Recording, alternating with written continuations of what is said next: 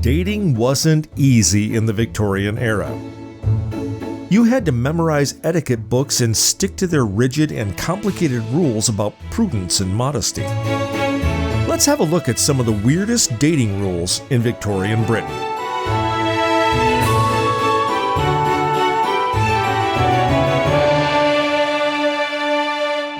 From 1837 to 1901, the British Empire's culture came under the influence of Queen Victoria.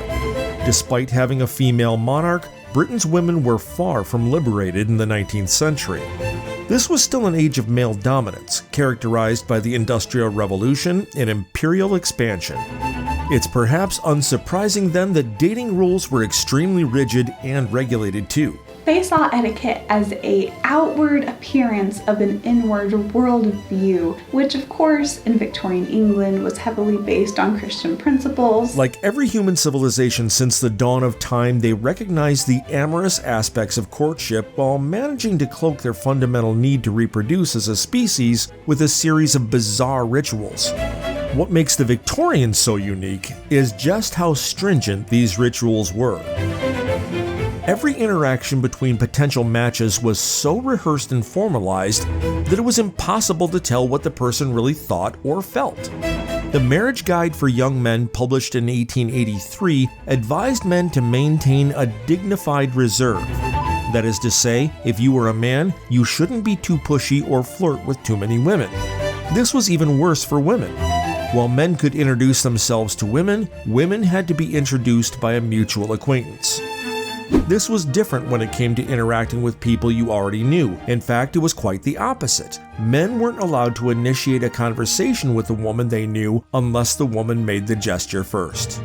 If you were a woman, you couldn't even go out for a walk without a chaperone. If you did want to talk to a man, you were still advised not to. Castle's Household Guide claims strict reticence of speech and conduct must be observed in public. The alternative to talking is this: offer the man your hand. He will lift his hat with the hand farthest away from you. Then he'll take your hand. If you go for a stroll, you need to be on the inner side of the pavement. Also, men can't be smoking in the presence of women. Oh, and just because you're dancing with someone doesn't mean you can speak to them. The same rules apply. Complicated enough?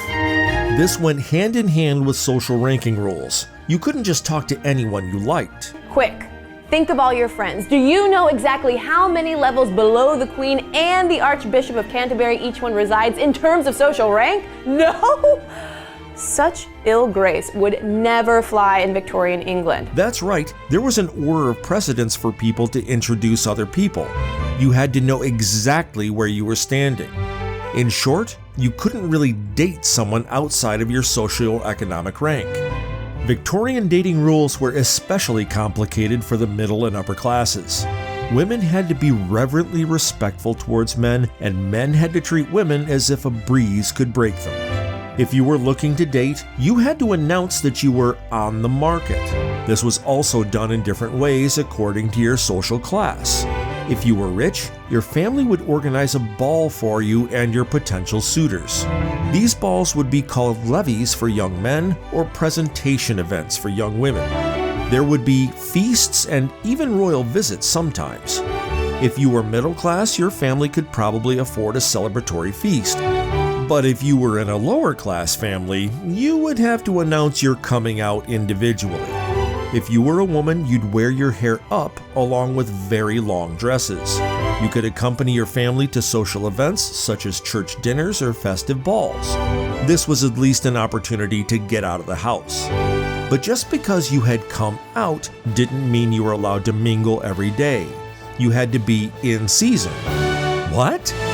This wasn't a reproductive season, but a season stretching from April through July each year, designed for rich families to send their young daughters to London where they would congregate at various fancy balls.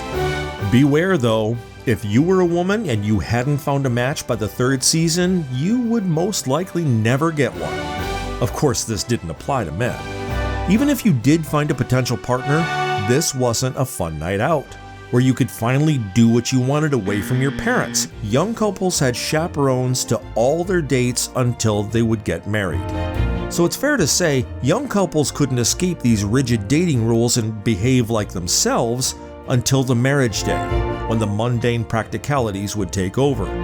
Marriage was another difficult concept in the Victorian era, which was overlapping with the philosophy of Romanticism. Romanticism united love, intimacy, and marriage, previously separate concepts. Marriages were mostly economic decisions, and love stories were frequently carried out in extramarital affairs.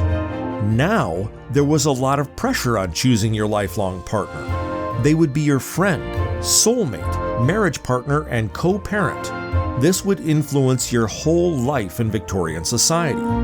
And married or not, public displays of affection were deeply frowned upon.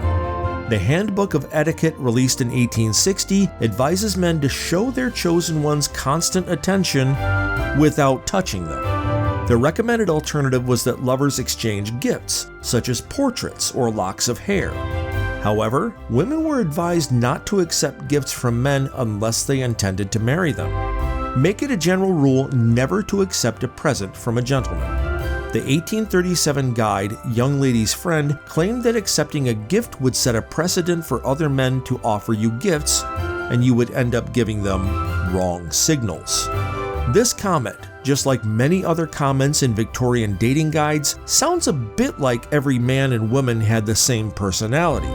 You would see pieces of information such as, traveling is very apt to be like a mustard plaster, bringing out both the good and evil attributes of a man. Women may have some excuse for coquetry, but for a man to flirt is ungentlemanly. A domineering lover will be certain to be still more domineering as a husband. Trifling raises false hopes. It renders a man hopeless and unsettled. The general opinion of dating guides was that un-Victorian behavior would hurt women's feelings and make men act out. Victorian life was dominated by prudence, but who's to say that all people in Victorian Britain were shy? Queen Victoria's second child, Edward VII, nicknamed Bertie, certainly wasn't. It was made especially for Bertie, and it was kept at this very grand Paris called Le Chabanais.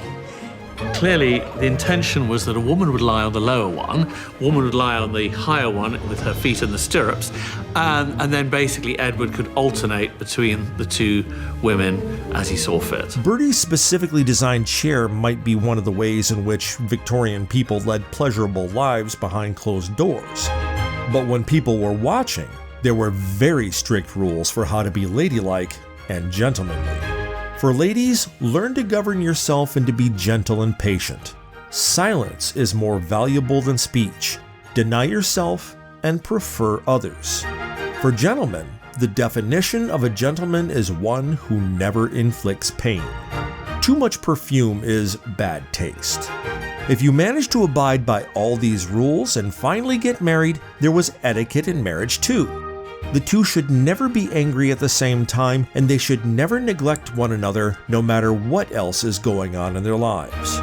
Make no display of the sacrifices you make for each other.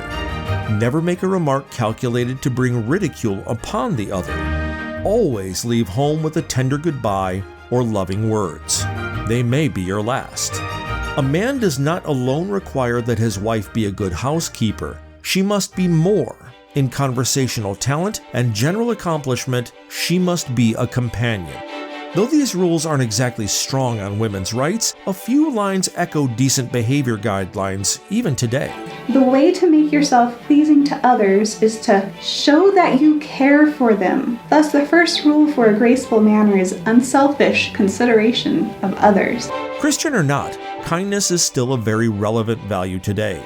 Advice on being kind to your friends and being gentle with your sister is still applicable in 2021. And finally, be humble. Here it says, the true secret of pleasing all the world is to have a humble opinion of yourself. True goodness is invariably accompanied by gentleness, courtesy, and humility. Those people who are always sticking on their dignity are continually losing friends, making enemies, and fostering a spirit of unhappiness in themselves. If that's not decent advice, we don't know what is.